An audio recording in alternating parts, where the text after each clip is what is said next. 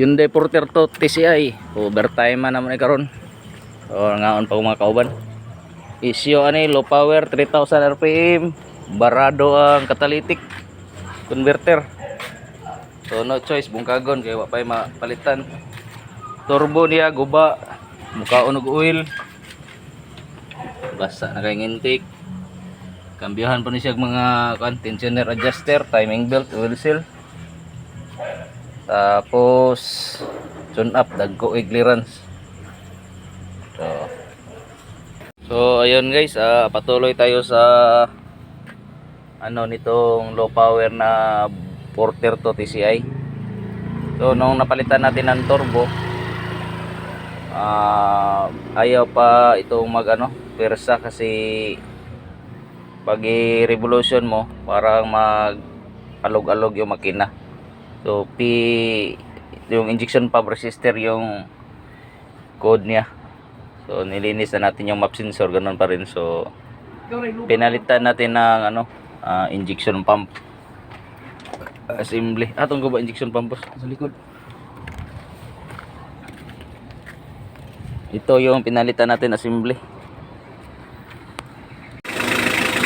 P1131 fuel adjustment resistor, P0110 intake air temperature sensor 1 circuit present, P1116 boost pressure sensor malfunction, P1324 glow plug malfunction.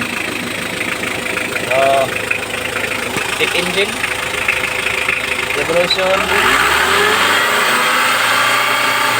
A5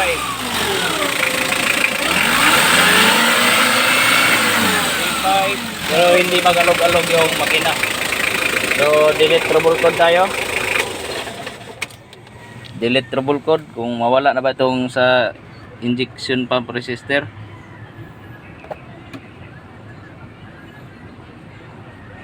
Airport code field.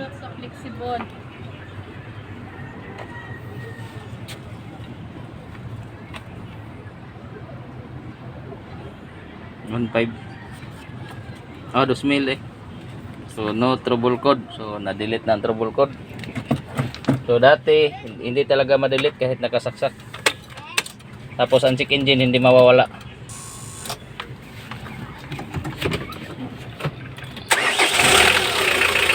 So ayan, bumalik ang check engine. Trouble code tayo kung mayroon pa bang injection pump resistor.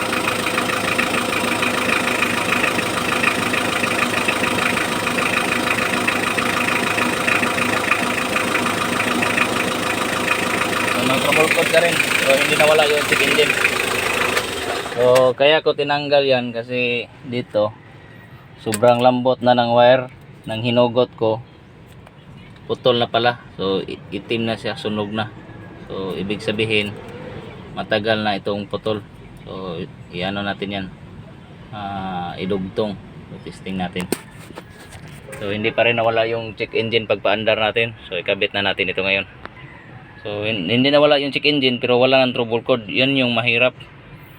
Kung ma-delete natin tapos wala tayong idea kung ano yung habulin na sira. Kagaya nito kanina nakadugtong ito. May video man ako nito last time, kahapon. So buo pa ito. Ngayon ko lang ito hinugot. So ayan, pinalitan na natin ng sakit. Sa bus sensor, map sensor. Nawala na ang check engine na. Ayos. Problem solved. Road test kami nito Porter to TCI. So yan yung taga Alai Bukidnon. Road test din natin yan mamaya. Pagkatapos i-post din natin ngayong araw, Sabado ngayon.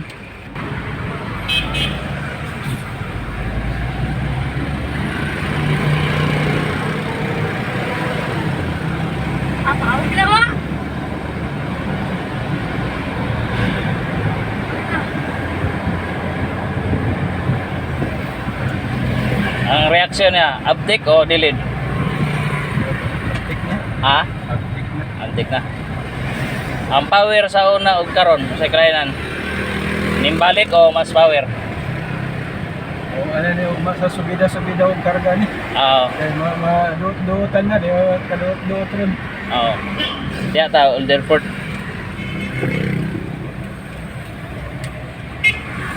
Kami mag-rotis, tresira raman na mo, 80-90. Diya na mo makuha power.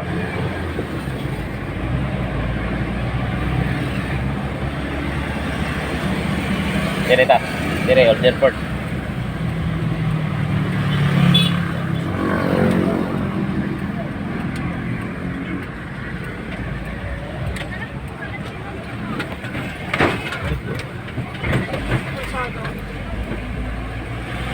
Gaan guys ah.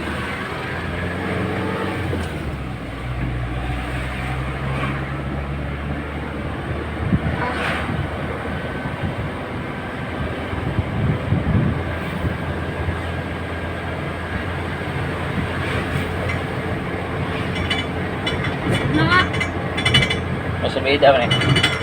Quinta, kwarta. Konta kami. Ah. Gaan kaya. Nila dagan sa gaan. Nag-accelerate pa mo. Accelerate mo ana ba na reaction.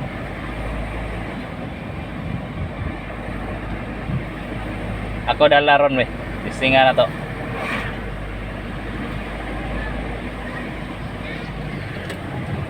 Ya, testingan to dali.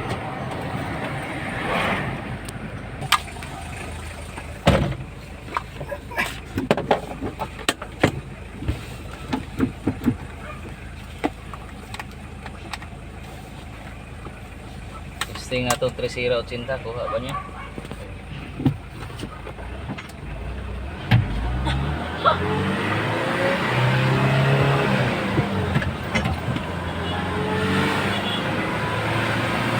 Dilid pa? Dilid pa? Oo. Dilid din, hindi mo yan dagan. Na road test ko, kulang pa sa pwersa. So, ang sabi kasi ng may-ari, nalinisan ang tangke pero ilang buwan na pala. So, nakita namin sa fuel filter na may tubig kaya na-damage yung injection pump. So, kailangan talaga nating i-check ang tangke dito sa ano, may tubig ba. Hinlo, ibalik ang planggana ha? Oh. Okay. So, overtime tayo ngayon. So, unahin namin i-road test itong sa Alay Bukidnon. Natapos na rin. So, ayan. Ang tubig. Nagtibugol. Daming tubig. Tanim bro. So, dito tingnan natin. So, kahit bago yung filter natin, kailangan nating i-check up. Tuyok bro. So, magaling na itong si Raj linis ng tangke. Saka floater strainer.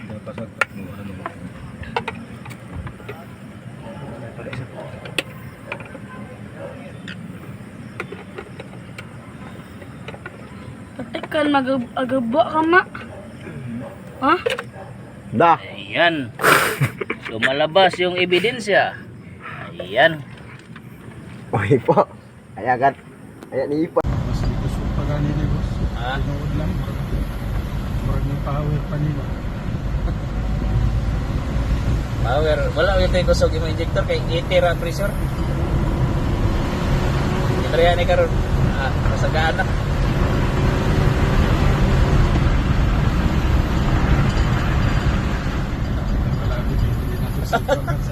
Ligo-ligo dito rin. Pero mailahan man mo power yun. So, problem solved na mga boss. Dahil lang sa dumi ng fuel tank strainer, so nasira yung semi-electronic injection pump. Pinalitan din namin ang fuel filter at saka dinalibrate yung injector niya 4 na nozzle kasi black smoke na siya, umiihi. Padulong sa ako mas So, power. So, ang may-ari mismo ang nag-drive na ron ngayon. So, mas power pa para sa kanya. Yes.